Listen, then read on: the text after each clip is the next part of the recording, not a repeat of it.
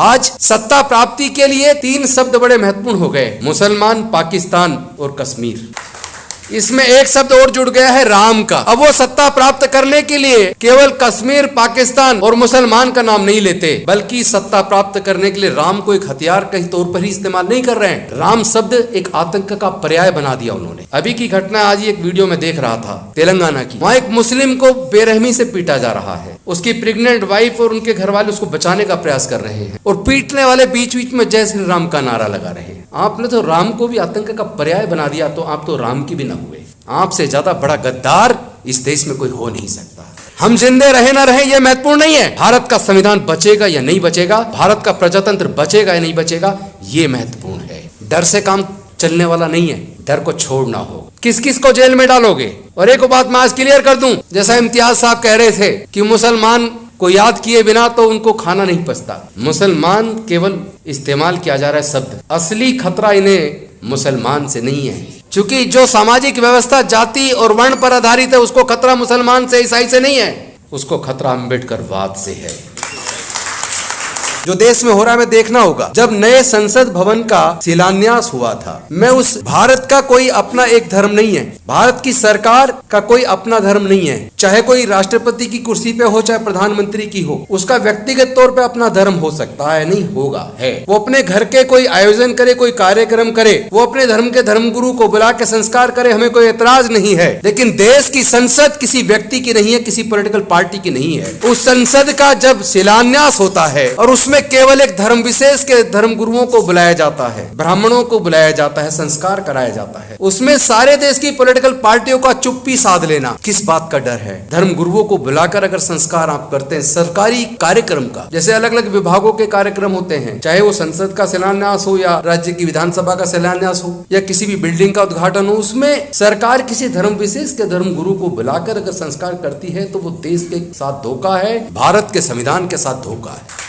उसमें सभी राजनीतिक पार्टियों को उस वक्त चुप्पी साध लेना, ये क्या दर्शाता, किस बात का डर है हमें? जब आप वोट लेते हो तब डर नहीं है, और जब एक पार्टी जो केंद्र में सत्ता में जब इस तरह का आयोजन करती है, देश के संविधान के साथ, प्रजातंत्र के साथ धोखा करते, तो आप चुप्पी साध लेते हैं, ये नहीं चलेगा। इसलिए पूरे देश के अंदर ये डॉक्टर बाबा साहेब अम्बेडकर जो भारत के संविधान के निर्माता थे, मॉडर्न इंडिया के आर्किटेक्ट थे, उनकी मूर्तियों को तोड़कर ये हमें बार बार चिढ़ाते हैं, अपमान करते हैं। आप बाबा साहेब की मूर्ति को तोड़ सकते हो, हमें मार सकते हो, जेल में डाल सकते हो, लेकिन डॉक्टर बाबा साहेब अम्बेडकर की समता, स्वतंत्रता, बंधुता और न्याय की विचारधारा को आप रोक नहीं सकते।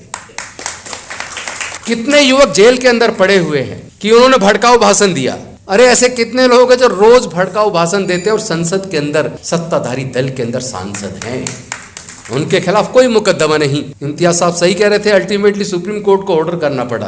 लेकिन मैं पूछना चाहता हूँ, उस ऑर्डर का हुआ क्या? उसके बाद उन हेट स्पीच देने वाले लोगों पे क्या मुकदमा दर्ज हुआ? क्या उनको जेल के सलाखों के पीछे डाला गया? जो बच्चे रिसर्च कर रहे हैं, इंटेलेक्चुअल हैं, केवल न्याय की बात करने पर उनको NSA लगा के आज भी जेल में डाला हुआ है, उनको न्याय नहीं मिल रहा है। शुरू से सुनते हैं जस्टिस डिले, जस्टिस डिनाइड। मैं पूछना चाहता हूँ, ये जस्टिस डिनाई कौन कर रहा है? कॉन्स्टिट्यूशन का जो कस्टोडियन है। जब लोग चारों तरफ से प्रताड़ित होते हैं तो कहते हैं मैं कोर्ट जाऊंगा, लेकिन जब कोर्ट से न्याय मिले तो कहां जाए? देश की सरकारों को सोचना होगा, कोई अजर अमर नहीं है यहाँ, न साहब है न हम हैं, सबको एक दिन खत्म होना है। तथागत बुद्ध ने कहा हर चीज अनित्य है, जो चीज आई है उसका खत्म होना तय है। लेकिन कुछ लोग समझते हैं हम सत्ता में आ गए, आजीवन अब हम ही रहेंगे, हम तो अजर अमर हैं। ये वो अपनी गलतफहमी दूर कर लें। नाभा कुमार जी जैसे लोग, हम जैसे लोग, विल्सन साहब जैसे लोग, इम्तियाज साहब जैसे लोग, अब ऐसे लोग भी सांसद और विधायक बनने लगे हैं जो न्याय के लिए लड़ेंगे, जान कुर्बान कर सकते हैं, लेकिन झुकने वाले लोग नहीं है। भारत का संविधान हमें इजाजत देता हम किसी भी धर्म को माने, किसी भी आस्था को माने, लेकिन किसी दूसरे की आस्था को ठेस पहुंचाने का किसी को अधिकार नहीं है। हमने जीवन में कभी किसी दूसरे की आस्था को ठेस नहीं पहुंचा, उसका सम्मान किया है। लेकिन हमने बौद्ध धर्म की दीक्षा ली 10,000 अनुयायियों के साथ, उसको पूरे देश में मुद्दा बना दिया। कोई बात नहीं, हम मुद्दा बनाइए, झूठे केस बनाइए, हमें जेल में डालिए, हम लोग डरने वाले नहीं है। हम डॉक्टर बाबा साहेब अम्बेडकर के सच्चे सिपाही हैं। हम इस लड़ाई को लड़ेंगे और इस लड़ाई को जीतेंगे। ये देश किसी एक धर्म के मानने वाले लोगों का नहीं है, ये देश किसी एक जाति का नहीं है। भारत में हजारों जातियां हैं, समाज 4 वर्ण में बटा है, कई धर्म के लोग रहते हैं, विविधताएं हैं। हर 50 किलोमीटर पर यहाँ भाषा और संस्कृति बदल जाती है। आजादी से पहले तो 562 रियासतों में भारत बटा था। Thanks to doctor Baba Saheb Ambedkar कि उन्होंने एक ऐसा संविधान दिया जिसने भारत को एक राष्ट्र के रूप में यूनाइट किया। इतनी विविधताओं के बावजूद भारत को बांध के रखा लेकिन आज केंद्र में बैठी हुई सत्ताधारी पार्टी देश को तोड़ने की साजिश कर रही है। कौन लोग हैं जो देश में नफरत फैला रहे हैं? कौन रोकेगा नफरत फैलाने वाले लोगों को? जब सत्ताधारी पार्टी खुद नफरत फैलाए और सरकारी संस्थान मूक दर्शक बने रहें, अल्टीमेटली हम जैसे लोगों को फिर रोड पे आके लड़ना हो। हम लड़ेंगे, मरना तो एक दिन तय है। जैसे आपने कहा था कि अगर ये इमारत गिर जाए तो हम सब मर सकते हैं। इमारत गिरा नहीं गिरे, मरना तो तय है, आज नहीं तो कल। लेकिन इस तरह हमें गुलामी का जीवन स्वीकार नहीं है। साजिश तो यह है, इम्तियाज साहब आपने गुलामी नहीं देखी, आपका समाज तो हुक्मरान रहा है। हमारे समाज ने हजारों साल की गुलामी देखी है। हमें तो इंसानियत के दर्जे से भी वंचित रखा है। आज भी राष्ट्रपति बनने के बावजूद, हमारे समाज के राष्ट्रपति बनने के बावजूद देश के मंदिर में प्रवेश करने से रोक दिया, नई संसद के शिलान्यास में नहीं बुलाया।